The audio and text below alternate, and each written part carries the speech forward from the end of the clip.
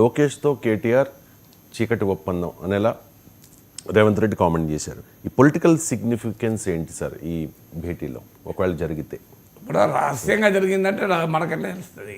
అది రహస్యంగా జరుగుతుంది, రేవంత్ రెడ్డికి ఎట్లా తెలిసింది అంటే ఏమైనా రాష్ట్ర ప్రభుత్వ నిఘా విభాగాలు ఏమైనా వీరి జీపీఎస్ లొకేషన్లను వాటినన్నింటినీ పరిశీలించిందా మనకు తెలియదు.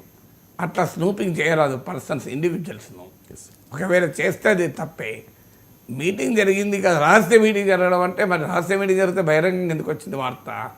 సో అంటే అది రహస్య మీటింగ్ మరి అవునా కాదా అనేది ఒకటి.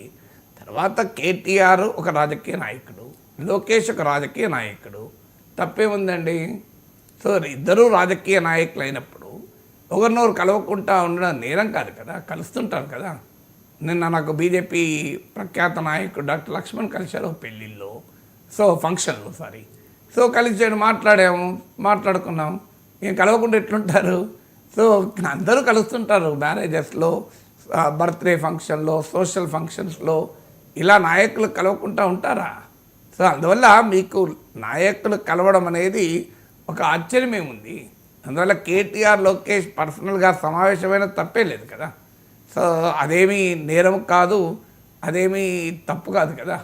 So it is part of protocol, part of political life. Politician లేదు, భారత్ పాకిస్తాన్ డైరెక్టర్